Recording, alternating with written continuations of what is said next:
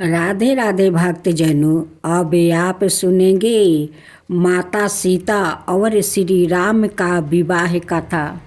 मार्गशीर्ष शुक्ला पंचमी को भगवान राम ने माता सीता के साथ विवाह किया था। अतः इस तिथि को श्री राम विवाह उत्सव के रूप में मनाया जाता है। इसको विवाह पंचमी भी कहते हैं। इस दिन भगवान राम और माता सीता का विवाह करवाना बहुत शुभ माना जाता है। इस बार विवाह पंचमी 23 नवंबर को मनाई जाएगी। पौराणिक धर्म के गृहस्थों के अनुसार इस तिथि को भगवान राम ने जनक नंदिनी सीता से विवाह किया था, जिसका वर्णन श्री राम चरित मानस में महाकवि गोस्वामी तुलसीदास जी ने रोचक तरीके से किया है। श्री राम चरित मानस के अनुसार महाराज जनक ने सीता के विवाह हेतु स्वयंवर रचाया। सीता के स्वयंवर में आए सभी राजा महाराजा सब भगवान शिव का धनुष नहीं उठा सके। तब ऋषि विश्वामित्र ने प्रभु श्री राम से आज्ञा देते हुए कहा, हे राम, उठो, शिव जी का धनुष तोड़ो और जनक का संताप मिटाओ। गुरु विश्वामित्र के वचन सुनकर श्री राम ने तट पर उठे और धनुष पर चंचा चढ़ाने के लिए आगे बढ़े। यह दृश्य देखकर सीता के मन में खुशियाँ छा गया। प्रभु की ओर देखकर सीता जी ने मन ही मन निश्चय किया कि यह शरीर इन्हीं का होकर रहेगा। यह तो रहेगा ही नहीं, माता सीता के मन की बात प्रभु श्री राम जान गया और उन्होंने देखते ही देखते भगवान शिव का महान धनुष उठाया। इसके बाद उस पर पर्याचा चढ़ाते ही एक भयंकर दिव्या के साथ धनुष टूट गया। यह देखकर सीता के मन को संतोष हुआ। फिर सीता श्री राम के निकट आई। सखियों के बीच में जानकी आई। तब एक सखी ने सीता से जयमाला पहनाने को कहा। उस समय उनके हाथ ऐसे सुशोभित हो रहे थे मानो डंडियों सहित 2 कमल चंद्रमा को डरते हुए जयमाला दे रहे हो। तब सीता जी ने श्री राम के गले में जयमाला पहना दिया। यह दृश्य देखकर देवता फूल बरसाने लगे। नगर और आकाश में बजे बजाने लगे।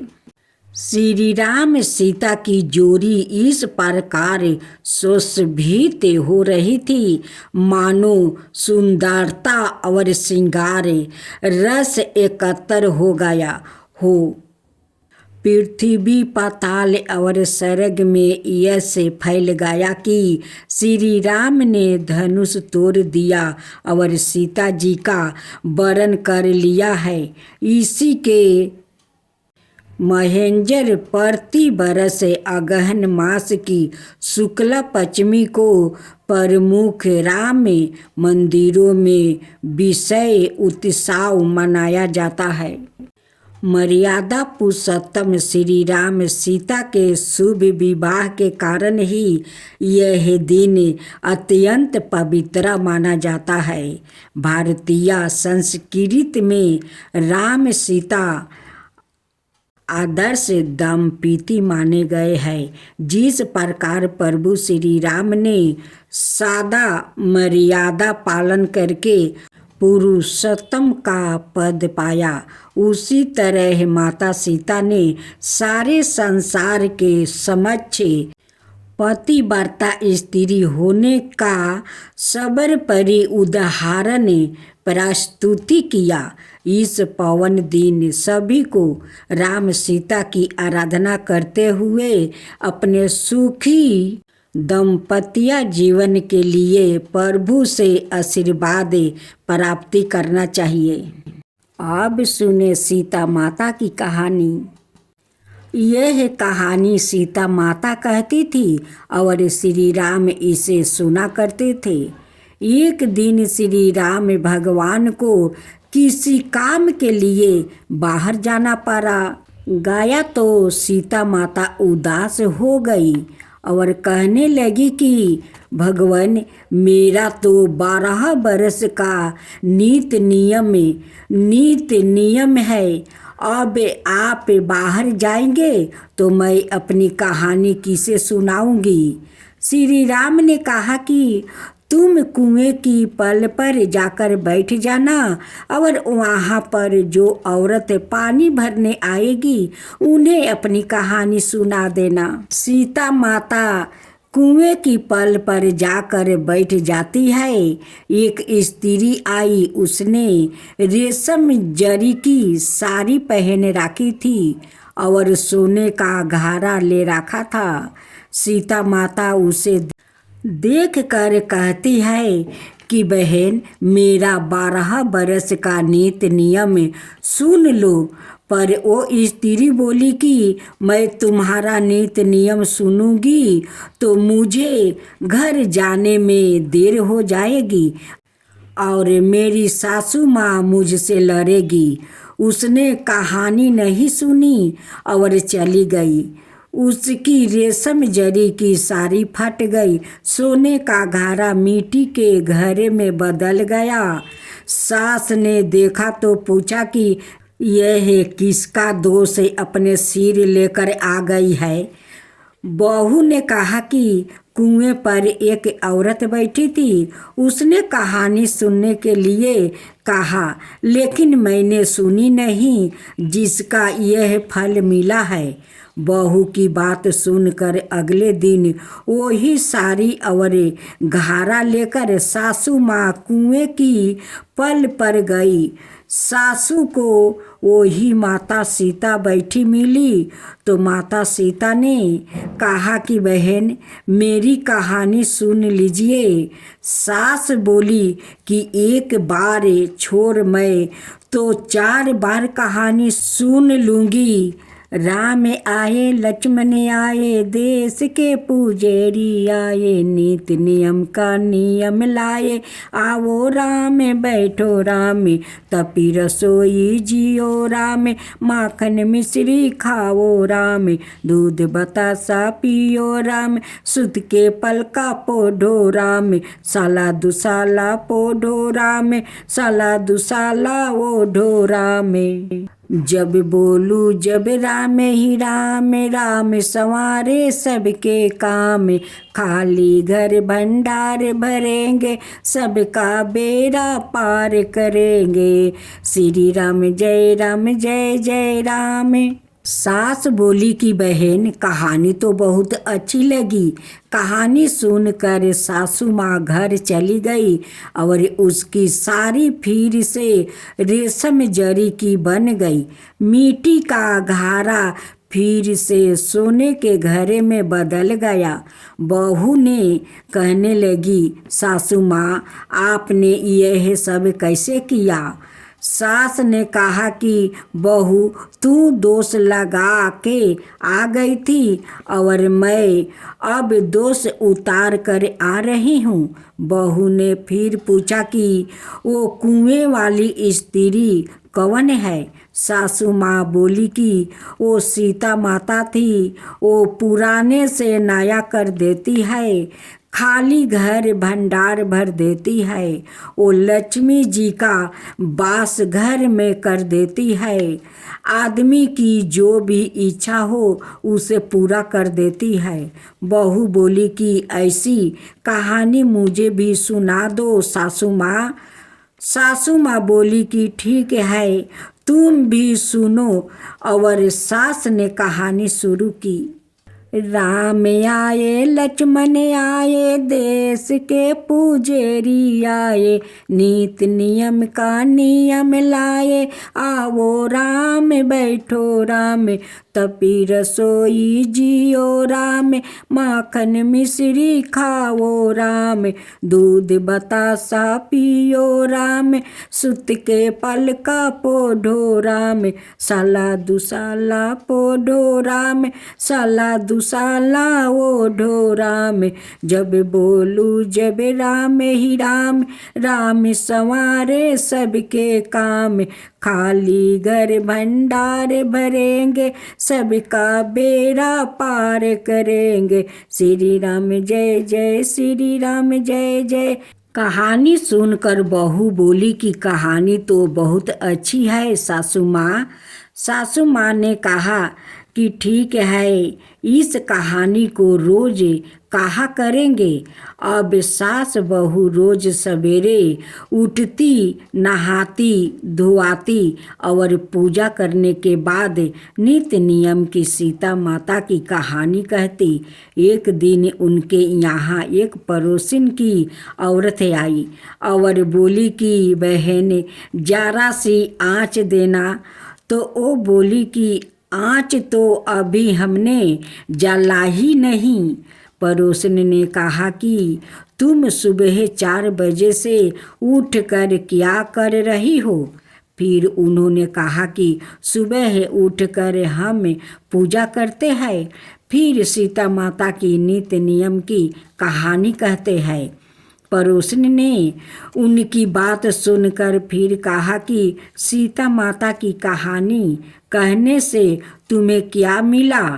वो बोली कि इनकी कहानी कहने से तो घर में भंडार भर जाते हैं, सारे काम सिद्ध होते हैं, मन की इच्छा भी पूरी होती है।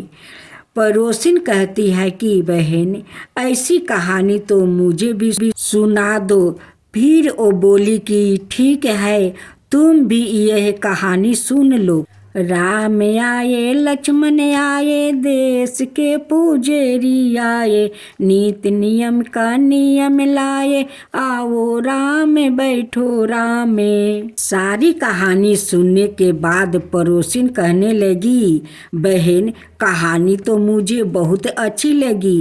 अब वो पड़ोसिन भी नित्य नियम में सीता माता की कहानी कहने लगी। कहानी कहने से सीता माता ने पड़ोसिन के भी भंडार भर दिया। अब तो पूरे मोहल्लों में नित्य नियम की कथा चल पड़ी, हर किसी की मनोकामना पूरी होने लगी। हे सीता माता, जैसे आपने उनके भंडार भरे, वैसे ही आप हमारे भी भंडार भरना, कहानी सुनने वाले के भी और कहानी कहने वाले के भी, सभी को भंडार भरना। सीता जी अपने तीनों बहनों से क्या कहती है, तो आइए सुनते हैं। गैया स्नान करे जमुना के तीर होगी, पहाड़ा परल बाटे, वीर हनुमान जी के पहाड़ा परल बाटे, वीर हनुमान जी के। गैया स्नान करे जमुना के तीर होगी, पहाड़ा परल बाटे, वीर हनुमान जी के।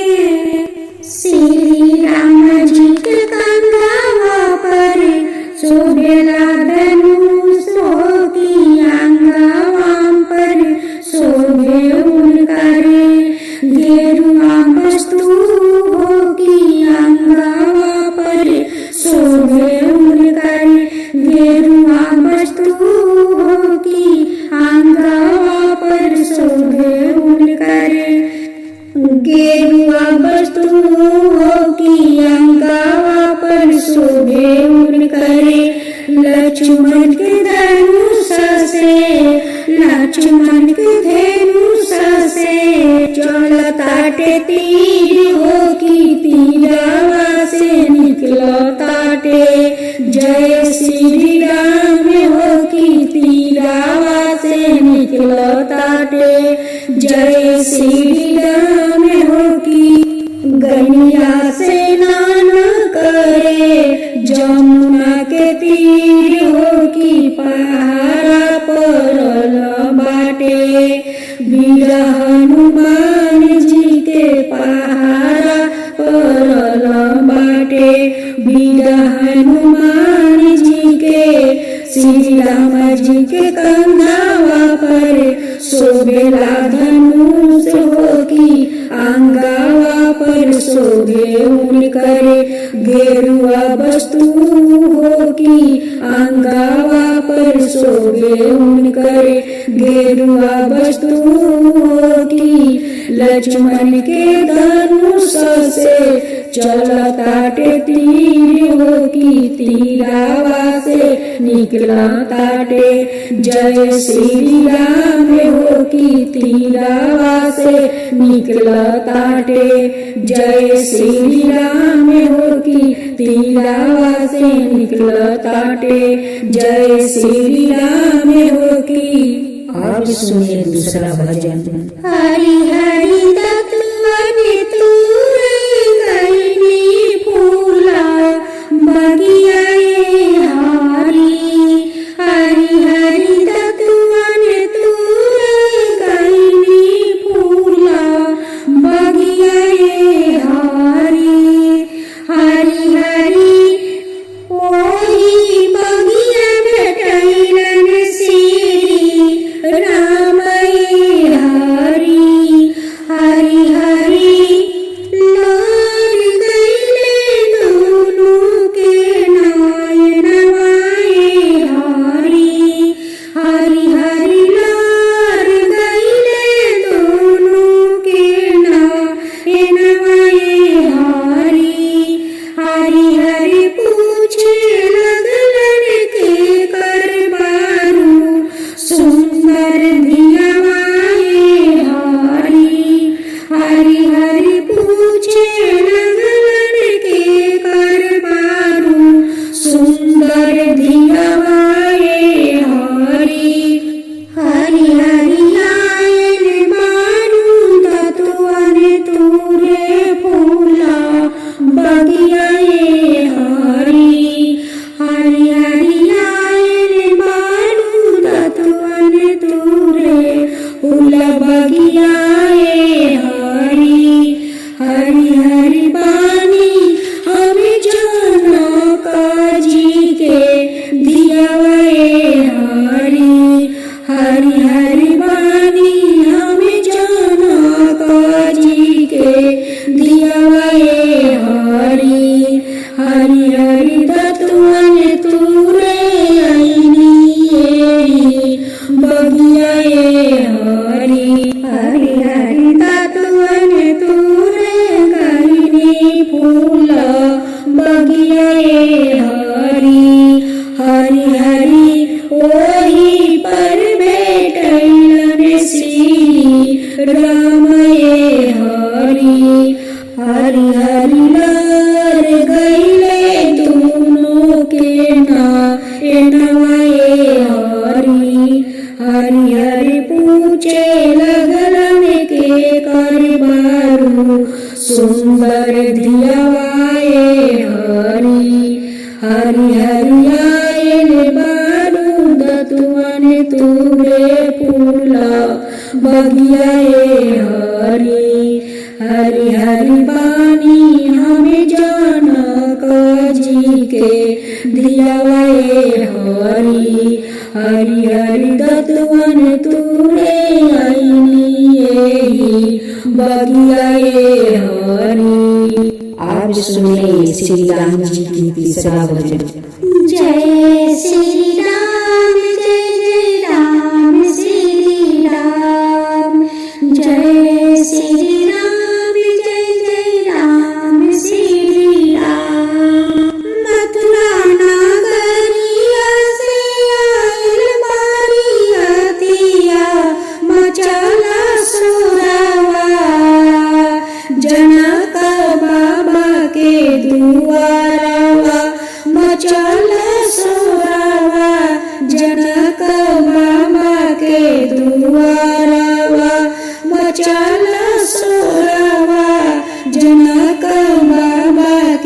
दुआरावा मिथिला नगरिया में आयल बारियतिया चलना सखिया देख दुल्हन बेला चलन सखिया देखे दुल्हन बेला चारों दुल्हा में बड़का कमाल सखी चारों दुल्हा में बड़का कमाल सखी श्री राम जी के सिरावा पर चमके सोने के मटुकवा श्री राम जी के सिरावा पर चमके सोने के मटुकवा कानवा में सोंगे कुंडलवा कानवा में सोंगे कुंडलवा अखिया में सोबेला काली कजलवा मोहेला मनवा उनकर आँखी के काजलवा मोहेला मनवा उनकर आँखी के काजलवा अखिया में सोबेला काली कजलवा मोहेला मनवा उनकर आँखी के काजलवा मोहेला मनवा उनकर आँखी के काजलवा जय श्री राम जय जय राम श्री राम जय श्री राम जय जय राम श्री राम चारों दुल्हवा में बड़का कमाल सखी चारों दुल्हवा में बड़का कमाल सखी मथुरा नगरिया से आयल बारियतिया मचला सोरावा जनक बाबा के दुआरावा मचला सोरावा जनक बाबा के दुआरावा मचला सोरावा जनक बाबा के दुआरावा मिथिला नगरिया में आयल बारियतिया चलन सखिया देखे दुल्हायल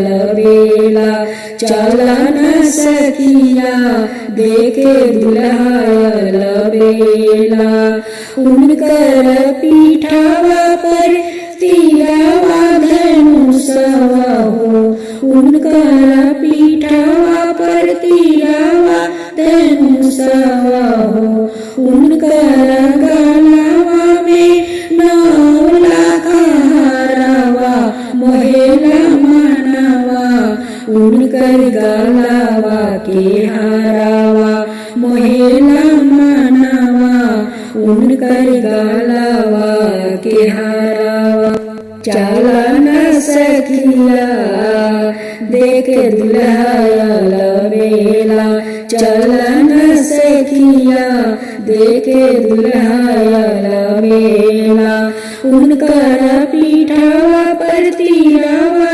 धनुषवा हो उनकर गलावा में सोबे 9 लाखवा मोहेला मनवा उनकर गलावा के हारवा मोहेला मनवा उनकर गलावा के हारवा जय श्री राम जय जय राम जय श्री राम जय जय राम श्री राम। अब चौथा वचन सुने राम के जमुना रे जय पुरवैया नदिया किनारे बरन श्री राम जी खेवैया राम के जमुना रे जय पुरवैया नदिया किनारे